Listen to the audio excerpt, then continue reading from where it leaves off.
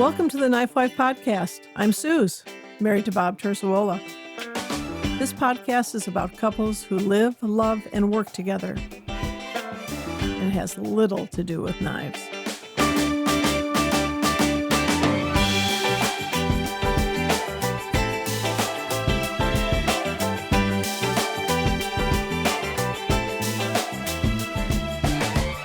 I'm Suz.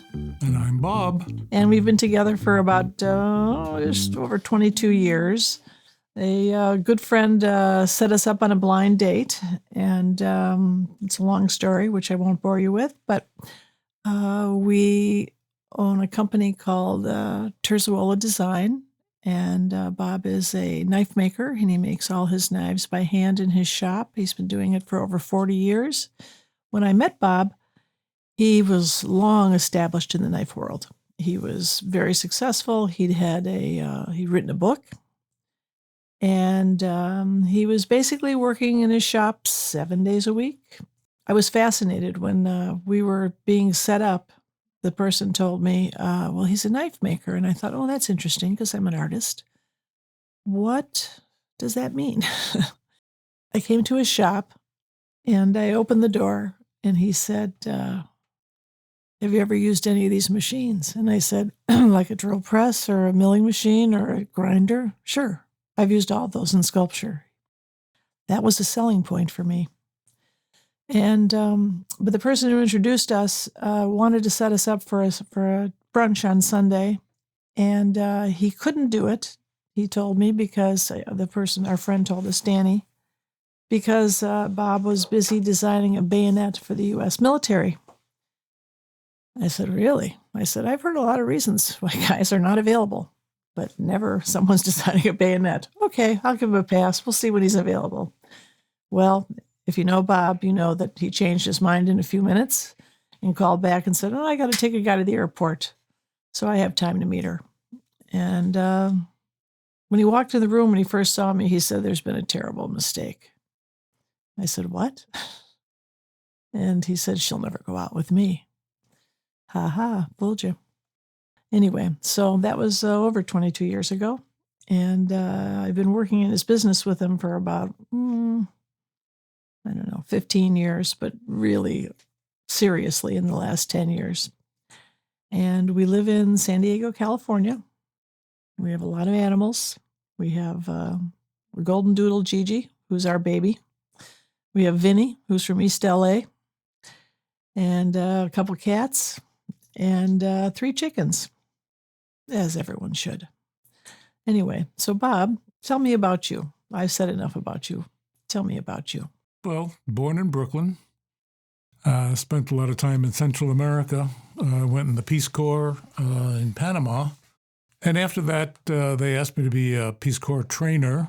And I spent a year and a half in Puerto Rico training Peace Corps volunteers to go to Central and South America. And fell in love with one of my trainees going to Guatemala, and I chased her down there. But she eventually married somebody else.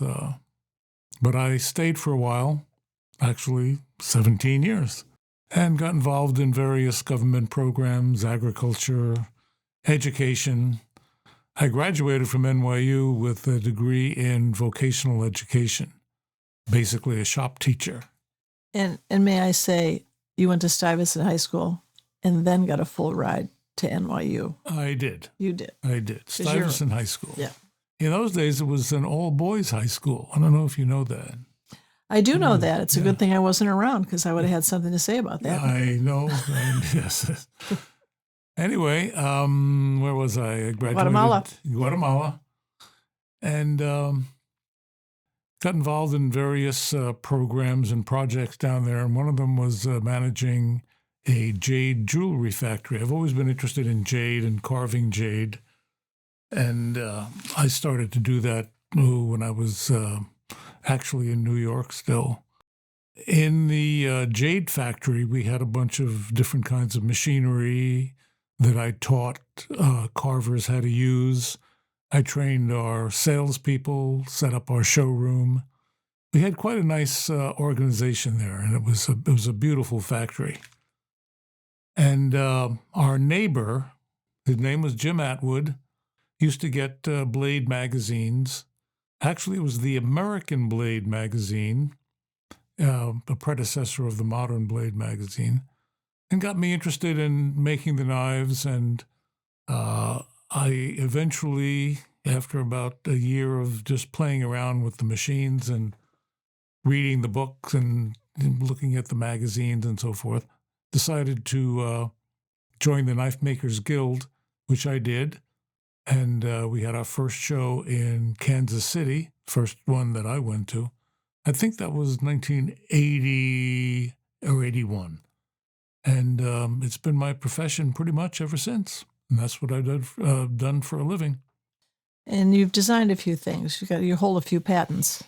I do. I've got basically 3 patents, another one pending. A belt clip, plastic, kind of a clamshell clip called the T-clip or Tech Lock, and a couple of design patents for knives with the Spyderco, and the bayonet sheath that I actually designed when I first met Susan.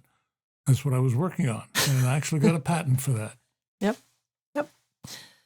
Anyway, so I have to tell this little story before I talk about where I came from. And when I first met Bob's family, I went to New York to their house in Brooklyn, and his brother made this big Italian dinner. And, if you know Italians, the food is a very important thing. There were a lot of discussion, even before we sat down, about the food. And I was sitting there and I was eating, and I looked in the corner, and there was this wooden chair that the back had been cut off on a slant. And so the spokes or the spindles of the chair were no longer there. And it was an old wooden chair, and they were roughly cut. And I thought, well, how do you sit in that? That's probably going to stab you in the back if you sit in that. So I said to his brother, who called Bob, Robert. Anyway, I said, what is the story with that chair in the corner? Oh, well, Robert loves tools. And then I was told that his father, when he was 5 years old, had taught him how to use a handsaw. And that Bob got a hold of this handsaw. I don't know where his parents were. I don't know why a 5-year-old's parents weren't watching this kid having this saw, but they weren't. And he sawed off all the backs of all their chairs. If I had done that, I would not be talking to you right now. My mother would have killed me. But not his family. They kept one sort of for memories. It was a good step stool, they said, and they didn't want to forget about it. And I thought, oh, well, he's been at this a long time. This is nothing new. He was meant to do this. So anyway, what about me? I was born in Chicago, and I was almost born at Wrigley Field. My mother was in labor. It was the last game of the season, and they were playing a makeup game against the Cardinals, and that's the Chicago Cubs rival. And my folks were in box seats, and my mother said to my father, I think I'm in labor, and I was late. And so my father, never having had a baby before, said, well, doesn't this take a lot of time? I'll have another beer. And back in 1955, women had beers. My mother smoked the whole time she was pregnant with me. It was the only time I was a 1-digit weight. And so about an hour went by, and she said, I really am in labor. I think we need to go. And my father said, well, just let's get to the 7th inning. I just want to see this. So the 7th inning stretch, we'll leave. And so just before the 7th inning stretch, my mother grabbed his arm, and he said she dug her nails in his arm and said, we got to go. So my parents were both Depression children. And so when they got down out of Wrigley Field, my father said, I'll go get the car. And my mother said, no, we're taking a cab. For my parents to take a cab was a miracle right there. And so they got in the cab, and the hospital I was born in was on Michigan Avenue at the time in Chicago. And the cab pulled up, and the guy came out with a wheelchair. My mother got in the wheelchair, and I was born right there on the sidewalk. And my dad wanted to name me Waveland. He wanted to name me Wrigley. He wanted to name me something after the Cubs. And of course, my mother would have nothing to do with that, and I'm named after her. And I'm Susan number 4 because they weren't very creative in my family about what they're going to name their daughters. But that's another long story. Anyway, so I grew up in Chicago, went to Northwestern. Not on a full ride, I'll tell you that. I've had many jobs and many careers. About 5 years in, I usually get tired. I haven't gotten tired of the knife business, but I worked in the movie industry as a movie costumer. I worked in advertising in the Mad Men era. I worked as an illustrator to start with, and they said, oh, women have to be account executives now. So I was an account executive, but that was not my thing. I was better behind a drawing board. But anyway, so I've done lots of things, and I'm a farmer. I'm at heart. I went to a camp in Vermont every summer, and it was on a farm, and I loved every minute of it. I had my own farm. I used to raise fancy poultry, and we'd hatch out about 600 chicks every spring for 4-H, and had all kinds of fancy animals, which I thought I was going to draw or paint, but I was so busy taking care of all these animals, I never did. And my son, who was about 5 when we moved to the farm, he's on the spectrum, and so I've raised a special needs kid who, what can I say? He's knocking it out of the park. That kid could fall in a pile of horse manure and come up with a Rolex on each hand. He's an amazing guy. He's incredibly successful, so I'm really proud of him. And Bob adopted him this year, didn't you, Bob? I certainly did. We'd be somewhere and we were talking about the adoption, and people would overhear us and they'd look at us like, what? You're adopting a baby at your age? Who's going to give you a baby? I said, no, he's an adult in his 30s. And they go, oh, phew. So anyway, so that's me. What can I say? I love our life. We have a great life. We travel extensively. I've taught art in Italy. I've done artist residencies all over the world. My favorite was in Barcelona. I got to get back there. Oh, I carried a skeleton around the world. I guess people want to know that. So there's Sam the skeleton. And for my 60th birthday, Bob said, what would you like for your birthday, Susie? And I said, I would like a skeleton. Oh, really? As one does, as one says. And I said, and I want it to be an articulated one, so I want a medical model, and it has to be a female. And I said, I think I'll do a 365 project and take a picture of her every day and put her on my blog, which I named TheKnifeWife. And so here we are again. We've come back to TheKnifeWife. And Sam still lives with us. She's been all over. We'll tell you some more stories and other podcasts about travels with Sam. I don't travel with her anymore, just for that year. She was 42 pounds. It's a lot to carry around. Bob carried her around. We've gotten stopped in airports. We've got thrown out of the Coliseum. We've had lots of adventures with Sam. And so Sam got we have a second Sam who lives in our dining room. And the first one had to be retired because TSA kept taking her head apart because they were pretty sure I was carrying contraband in that head. And I would say to them, you really think that if I was going to have contraband, I'd put it in the head of a skeleton? It's already causing you to look at my luggage. I said, I don't think that's what I do, but So we've had a lot of fun, right, Bob? We certainly have. Been a lot of places, met a lot of people. And when I first met you, you were living in Santa Fe, Mm-hmm. and one day you got a letter, and it was about 5 pages written both front and back. And I thought, first of all, who's writing letters? And second of all, who's writing a letter that's, 5 pages front and back? I said, in my social work years, I knew people who did things like that. You can think of a very famous person with a mental illness who, wrote all over the walls of his apartment and his laboratory. I mean, that's not the average thing. So I said to Bob, who is this? Who's writing you this letter? His name was Gert, and he was a German. And when you hear the story, you'll understand why. When I got the letter, I thought it would probably going to be written in crayon. But anyway, my wife at the time, this would be long before I met Susan, my wife at the time, Gail, and the 2 boys were visiting friends in Arizona, so I was alone in the shop and the house for about a week. And one day I got a telephone call. I was getting ready for the Guild show in July. One day I got a telephone call from a guy in Germany, And he said his name was Gert. I can't remember his last name. I think I've blocked it out completely. And he said, I really like your knives. I admire them very much, and I'd like to order one. He said, there's a knife shop next door to me here, and they have one, but they're asking too much money for it. So I'd like to order one directly from you. I said, okay. It's a Model 3A. They were very simple, just all titanium. So I took his name, and a couple of days later, I got another telephone call from him saying, Bob, I'm going to come and pick up the knife from you. I said, are you going to be here in the United States? He said, yes, I'm going to fly from Dusseldorf tomorrow. Which is so much cheaper than buying it at the store, right? Yeah. Oh, yeah. I said, well, okay, if you really want to do that. I just assumed this guy had business elsewhere in New Mexico. I don't know why I thought that. Anyway, he,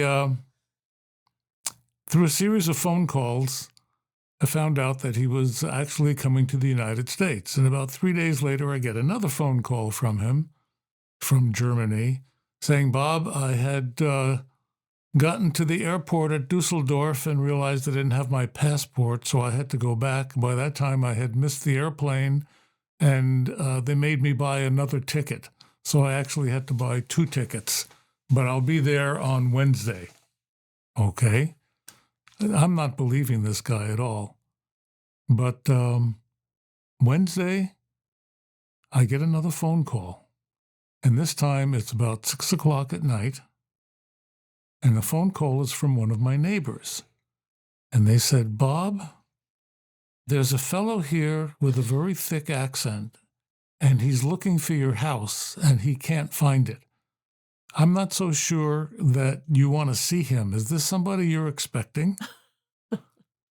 I said, well, yeah, kind of. So why don't you just tell him where my house is? So, okay. And at this point, would you have, in New Mexico, you can have any firearm you want.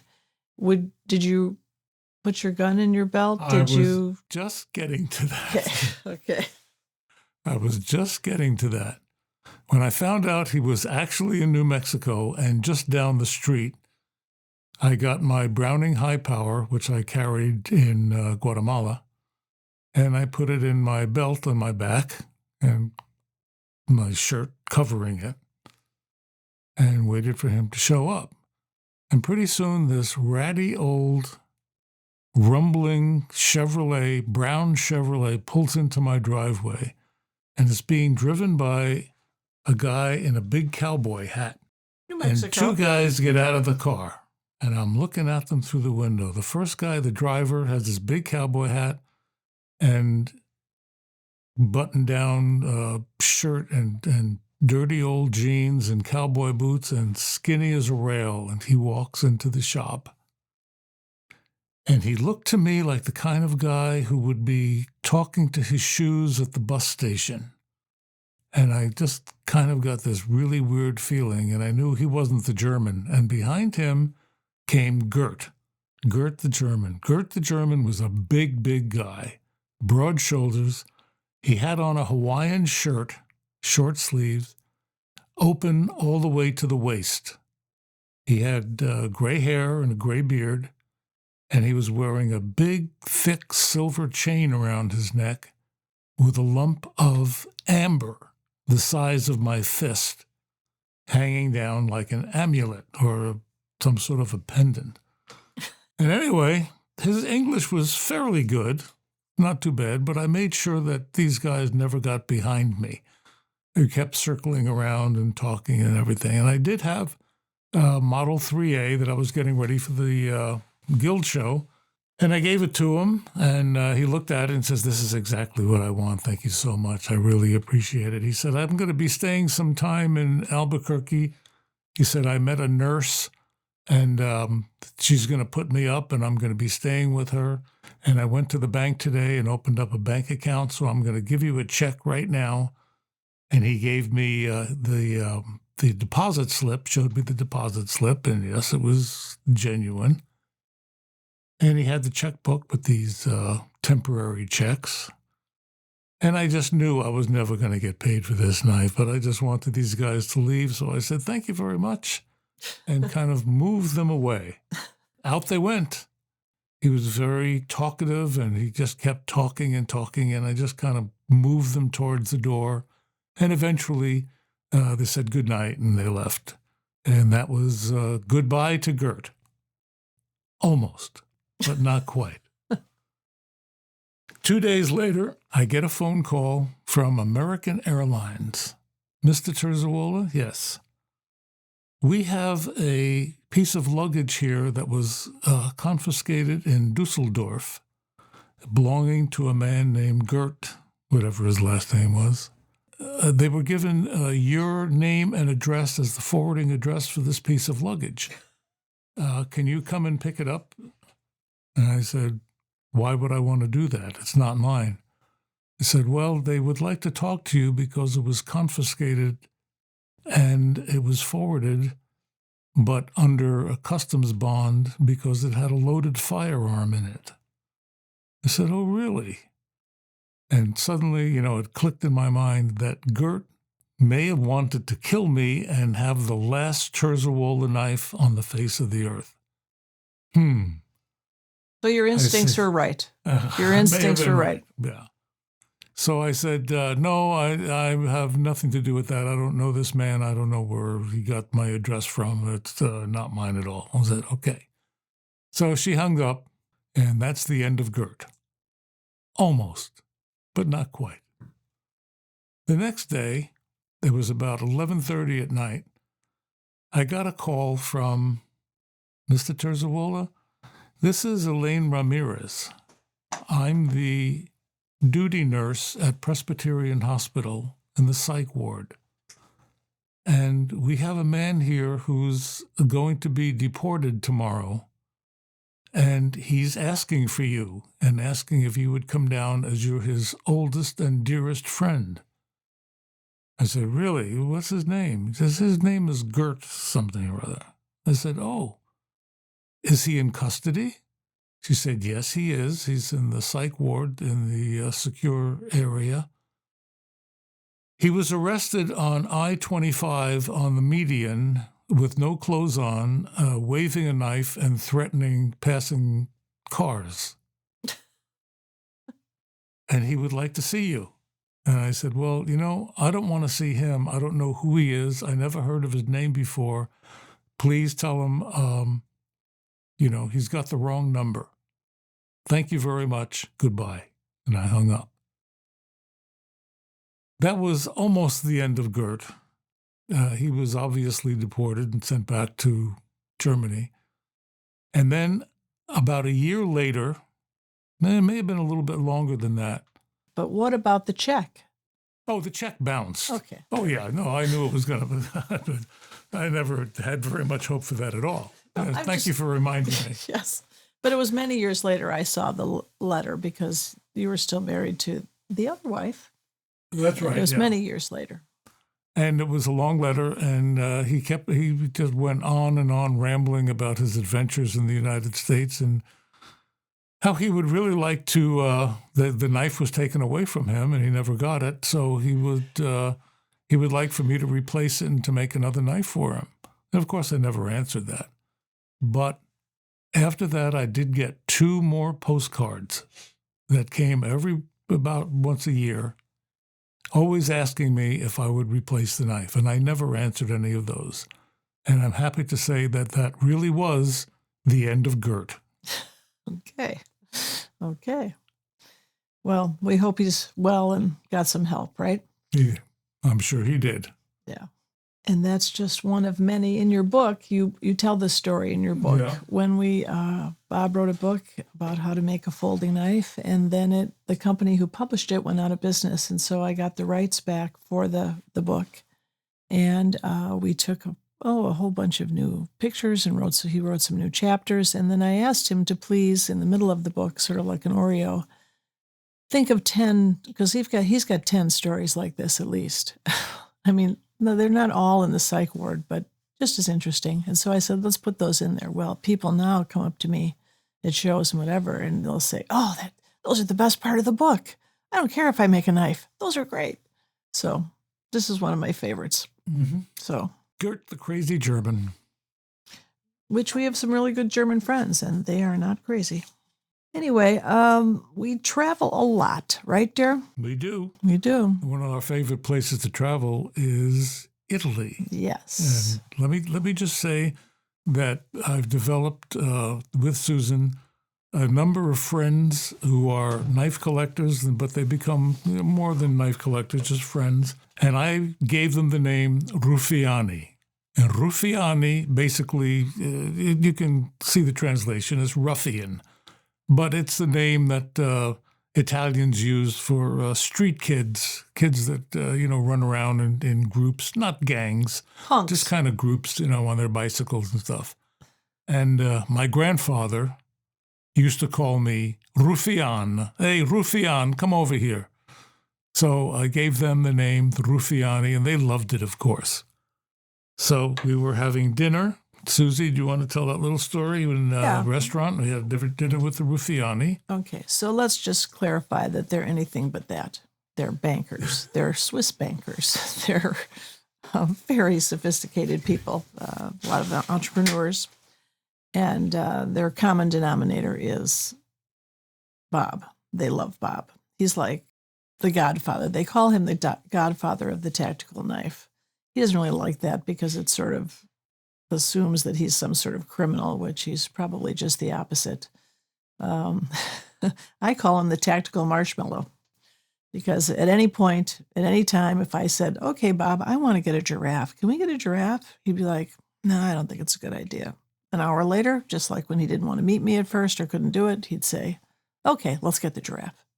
Many times he's tried to bring, we can't go anywhere. If they have dogs or they have some animal, they have some, at a pet shop or a grocery store or whatever, I literally have to steer him in the other direction or he's like the grandfather in Moonstruck with all the dogs. It would be exactly what our life would be. Anyway, so they took us to we were in Milano, and they took us to a lovely restaurant and we had dinner and I was the only woman. As I frequently am, I call it the sausage fest of a business. And I say that with love because I love all these little sausages. Anyway, so we were eating dinner and it had been a long dinner and I had to go to the bathroom and we were getting ready to leave. They'd paid the check. And so I said, well, I have to go to the bathroom first. And so I did. And I came out of the bathroom and they were all gone. Not one of the Ruffiani waited, nor did my husband wait for me to come back. And there was a man sitting eating by himself, and I said to him in Italian, where did they go? And he said they left. I said, oh, great. Okay. So he said, would you like to join me? I said, sure. So I sat down with the stranger, and he ordered me a glass of wine, the kind he liked. And I know the rules in Italy that if they say this is what you should have, to eat, to drink, just do it. It has never been bad yet. So, we're sitting there talking and I told him what I was doing here and he was telling me about himself and Bob opens the door. He comes back and he looks at this guy and he looks at me. He takes just one beat and he says, Buona fortuna. In other words, good luck with her. And he walks back out the door and leaves the restaurant. The guy did not know what to say. Anyway, I got up and left and joined the Ruffiani, and off we went. And so it was after dinner, and they all wanted to smoke. You wanted to smoke. And I wanted to smoke because I was smoking a pipe at the time. So we all went outside. We were just hanging around the front door. We knew you wouldn't be too far behind. Right. Well, I couldn't see you from the restaurant. I had no idea you were there, and so. You thought we had abandoned you. Yeah. Well, I'm not really. I'm okay on my own. I knew how to get back to our apartment, and I really wasn't worried. Anyway, we spent lots of time in Italy. We used to go to Rome before the Milan show. A friend of ours, Gianni, we haven't heard from him in a while, was a collector, and he was also a landlord. And he was sort of the Tony Soprano of Rome. He knew everybody. And so one day we were walking, we were in front of Castle San Angelo, walking along the river under the trees, and it's very uneven terrain. And I tend to walk faster than Bob. I'm always walking ahead and slowing down and turning around. And he's coming along. He's, following me, and he's looking around. He always says to me, it's what do you call it? Marcia forzata. A forced march is what you do. I like to stroll, but you do a marcia forzata. Exactly. And it comes from from two parents who walk very fast. They lost me in many a store as a child. I knew the people who worked in the office at Marshall Fields on a first name basis because my mother had left me so many times. But anyway, so we're walking along, and I turn around to look at Bob, and I don't see him. I'm like, well, where could he have gone? And then I look, and he's laying on the ground. I'm like, oh, my God. So I run up to him. Are you all right? Yes, I'm fine. He gets up, but that was the end of our walk. So we went back to our apartment, and his foot was basically turning purple. And I said, I think you need to go to the emergency room. And we've never been to the emergency room in Rome. In Florence, when I was teaching there, I did have to take some of my students to the emergency room. So I knew that they were very efficient. So we ask our friend Gianni, where should we go? He looks, first he has to look at the foot. He goes, oh, yes, you must go to the emergency room. So we go to the emergency room, and they triage Bob, and they say, okay, now you have to go to the department Reparto per I Caduti, which means the department where people have fallen. And Bob looks at me, he starts laughing, he goes, did she tell us to go to the department where people have fallen? I said, I believe so. So we went down the hall, and sure enough, it was the department for people who had fallen. And it was a long room, and on each side of the room, there were wooden benches, and it was filled with Italians, and they were all talking. And it was a little different than an American waiting room in that people were coming in and out, family members, like the whole family was there.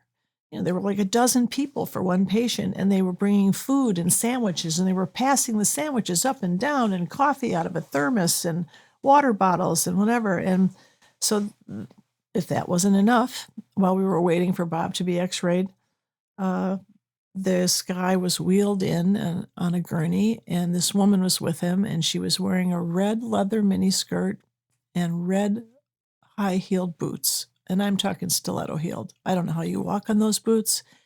And she had her red helmet under her arm, and they had been in a motorcycle accident. He looked pretty okay to me. I didn't know. He didn't look, you could look a lot worse. And so she was on the phone, and she put the helmet on the gurney with him, and she was on the phone. And if you've been to Italy, you'll know the Italians, they like their phones because for years they didn't have them. They had landlines only. And to get a landline could take you a year. And I know so many stories of people who moved there, and it took them forever to get a phone. So when cell phones became the thing, they were finally connected. So this woman in her boots and her miniskirt is walking up and down between the two rows of people, eating their sandwiches, talking, laughing, yelling very loud. And she's clicking in these boots. Tick, tick, tick, tick, tick, tick, tick, tick, tick, tick. And she's saying, "Sees." She's on the phone going back and forth, back and forth. I don't know who she's talking to. And she was clicking up and down. She was quite a beautiful woman. And so all the heads on the benches, as she would go to the right, all the heads would turn that way to watch her go down the thing. Then she'd turn around on the phone and go the other way. They would all tick, tick, tick, tick, tick, tick, tick. And you could just see them tracking her. I don't know. We were probably there an hour or so. And in comes a woman all in black with a bun. Looks like a widower, right, Bob? Mm-hmm. I hear the patient say, "Mama." So Mama came. She sees the woman in the red miniskirt and the boots and looks down at her like the most disgusting. She was just not thrilled with this girl at all, with her son. But this woman was hot. You couldn't blame him.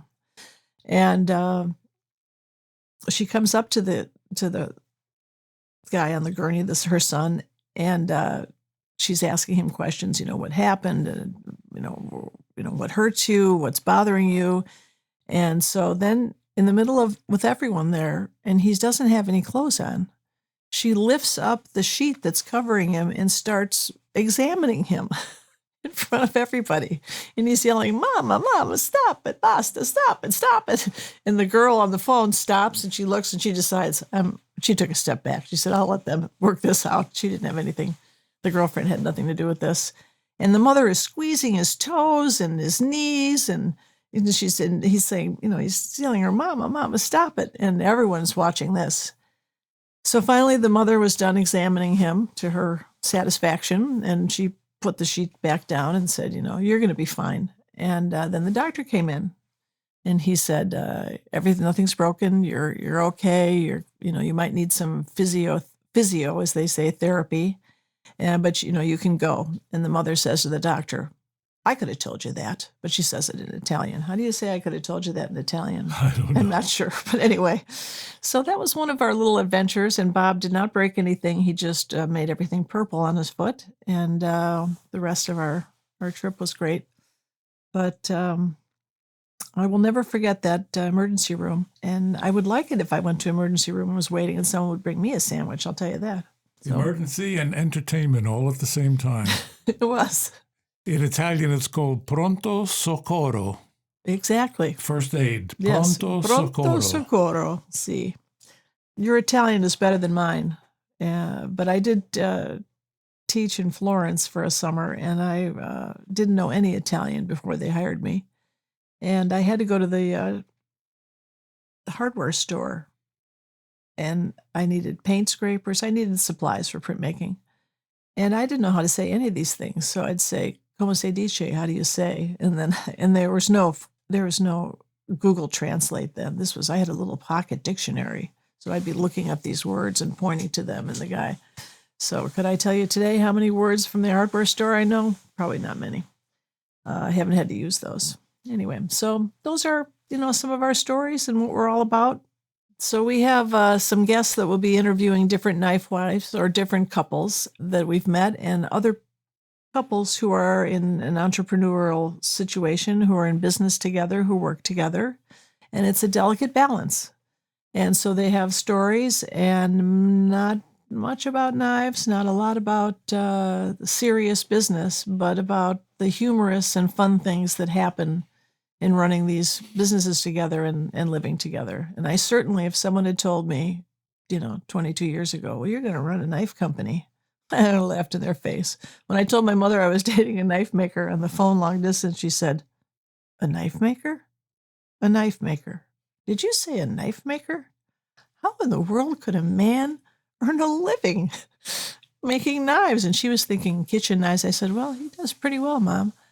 And she said, she just couldn't see it. She would have been Bob's fast friend. Unfortunately, she passed, but she loved Jade and Bob loves Jade, and they would have had a great time jading out together. Yes, I agree. Anyway, so come back and see us. I hope that everyone enjoys the people that we have on as much as we do. Sometimes it'll be just us because we got lots of stories from lots of life. We do. Thanks for listening. If you like what you're hearing, please share this with a friend and subscribe where you listen to podcasts. Please support our efforts through Patreon at TheKnifeWife, and for all Terzuola goodness, go to Terzuola.net. And remember, if you're not laughing, you're not living.